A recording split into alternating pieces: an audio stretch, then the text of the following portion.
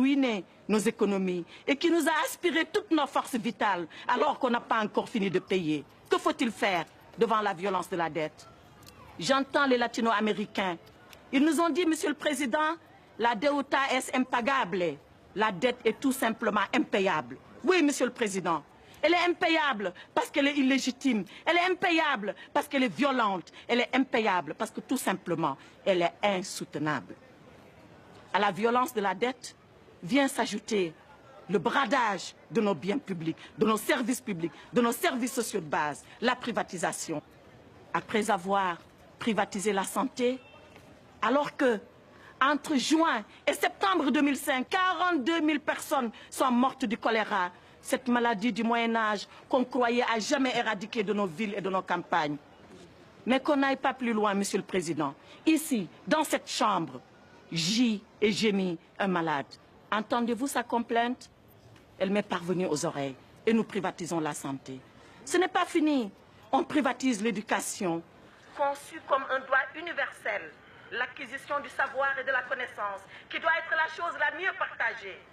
Pendant que 2/3 de nos enfants sont analphabètes, on nous demande de payer pour acquérir le savoir et la connaissance. Ce n'est pas fini, Monsieur le Président. On a privatisé, on a bradé nos services publics.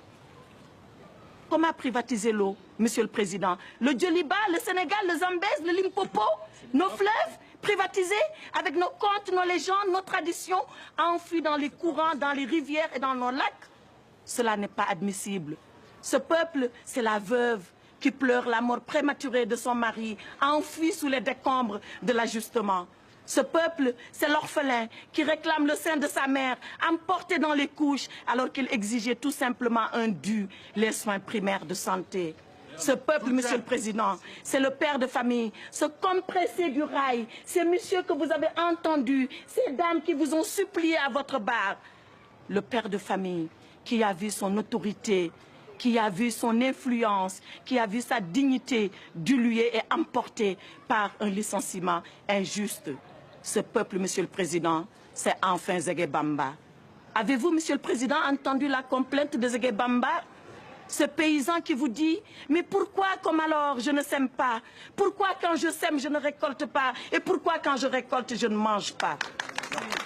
C'est cette Afrique, Monsieur le Président, qui vous demande dignement, humblement, modestement, mais légitimement justice, Monsieur le Président. Alors vous la lui rendrez, sa justice à l'Afrique.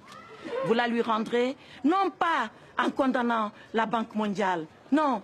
Vous la lui rendrez tout simplement, Monsieur le Président, en renvoyant la Banque mondiale, le FMI, l'OMC, le G8, tous leurs affidés et leurs complices à leur mission première, celle-là qu'ils n'auraient jamais dû oublier et qui met l'homme comme finalité de toute action humaine.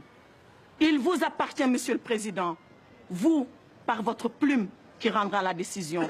Il m'appartient, moi, par la robe que je porte. Il nous appartient à nous tous, parce que c'est notre devoir de génération de provoquer et de précipiter la venue de ce jour. Car il y va de l'équilibre du monde et de l'avenir de l'humanité.